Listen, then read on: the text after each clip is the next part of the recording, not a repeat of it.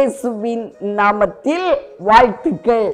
சங்கீதம் 84 5வது வசனம். உம்மிலே பலன் கொள்ளுகிற மனுஷனும் தங்கள் இருதயங்களில் செவ்வையான வழிகளை கொண்டிருக்கிறவர்களும் பாக்கியவான்கள். பிரியமானவர்களே, செவ்வையான வழினாலே அது விசுவாச வழிதான், இன்னொரு காரியம் கிடையாது. அவரை நம்பி வாழுகிற ஒரு வாழ்க்கை தான் செவ்வையான வழி. பிரியமானவர்களே, இந்த வசனம் சொல்லுகிறது, தேவனில் பலம் கொள்ளுகிற ஒரு மனுஷன் பாக்கியவான். தேவனிடத்துல, தேவனால் உம்மிலே பலன் கொள்ளுகிற மனுஷன் அப்படின்னா தேவனால பலன் அடைகிறது. சிக்லாக் அப்படிங்கிற இடத்துல தாவீது தன்னுடைய மனைவிமார், தன் குழந்தைங்க, தன்னுடைய ஐஸ்வர்யம், தனக்கு உண்டான எல்லாவற்றையும் இழந்து போனான் அப்படின்னு சொல்லி நாம் அறிந்திருக்கிறோம். பிரியமானவர்களே, ஆனா தாவீது அழ பலன் இல்லாமல் போகும் மட்டும் அழுதாராம். அப்புறம் என்ன செய்தாரா? அவரா தன்னைத்தானே பலப்படுத்தி கொண்டாராம். அது எப்படி முடியும்? ஒரு மனிதன் எப்படி தேவனிலே பலன் கொண்டவனாய் மாற முடியும்னா தேவனுடைய குரல் அவன் கேட்கணும். தேவன் இந்த சூழ்நிலையில என்ன சொல்றாரு?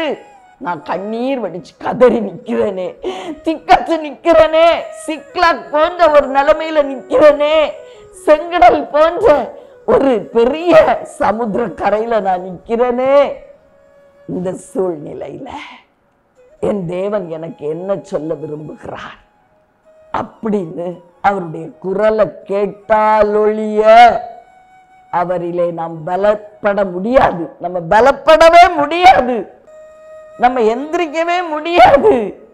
பிரியமானவர்களே, கடந்த நாட்கள்ல நானும் கூட அப்படிப்பட்ட ஒரு சூழ்நிலையை சந்தித்தேன். இனிமே என்னால் எந்திரிக்க முடியுமா அப்படின்னு கூட தெரியல. அவ்வளவு ஒரு சோதனையான காரியத்தை சந்திக்க நேரிட்டது. அதிகாலையில தேவ சமூகத்துல உட்கார்ந்தேன். அப்பா, இப்ப நீங்க பேசினால் ஒழிய நான் பலன் கொள்ள முடியாது. என்கிட்ட என்ன சொல்றீங்க? இந்த காரியத்தை குறித்து என்னோடு என்ன பேச விரும்புகிறீர் சொல்லும் அப்படின்னு கேட்டேன். நீங்க பேசுங்க, நான் கேட்கிறேன்ப்பா. தேவன் தெளிவாய் பேசினார். மகளே, செங்கடலை பிளந்து வெட்டாந்தரையிலே, காய்ந்த தரையில என் ஜனங்கள் வழி நடந்து அக்கறை சேரும்படி செய்த தேவன் நான். அதே காரியத்தை உன் வாழ்க்கையில செய்வேன். அடுத்த நிமிஷமே தொய்ந்து போய், உடைந்து போய், நொறுங்கி போயிருந்த என்னுடைய ஆவி ஆத்மாவும் உயிரடைந்தது, சரீரமும் பலன் கொண்டது. இப்படித்தான் நாம் அவரிலே பலன் கொள்ள முடியும். பிரியமானவர்களே, அவரிலே பலன் கொள்ளுகிற ஜனங்கள் என்ன செய்வாங்களா? அடுத்த வசனம் 84:6 சங்கீதம் சொல்லுகிறது, அழுகையின் பள்ளத்தாக்க கூட அவங்க சந்தோஷமான நீரூற்று போல மாற்றிக்கொள்வார்களா.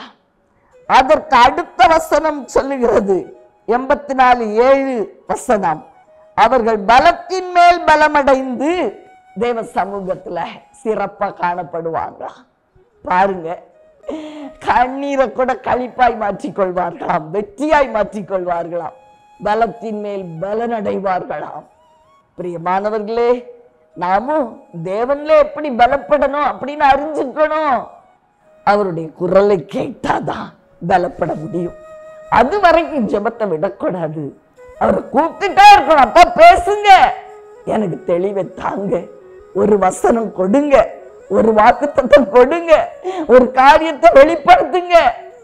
நிச்சயமாய் அன்னைக்கு எனக்கு செங்கடலை காட்டி அதை பிரித்தேனே, இதை நான் செய்ய உண்மையுள்ள தேவன் தானேன்னு சொன்னாரு. அதே காரியத்தை உங்க வாழ்க்கையிலையும் இக்கட்டான சூழ்நிலைகள்ல அவர் உங்களோடு பேசி உங்களை விடுதலையாக்குவார். பிரியமானவர்களே, உங்களுக்காக ஜெபிக்கட்டுமா? அன்பின் பரலோக தகப்பனே, அருமையான எங்கள் நல்ல ரட்சகா, ஆவியான அன்பு தெய்வம், ஐயா, நாங்கள் பலத்தின் மேல் பலனடைகிறதுக்கு உங்க வார்த்தை எங்க மேல கடந்து வரணும், எங்க வாழ்க்கையில எங்களை நோக்கி வரணும். அப்பதான் நாங்க பலன் கொள்ள முடியும்.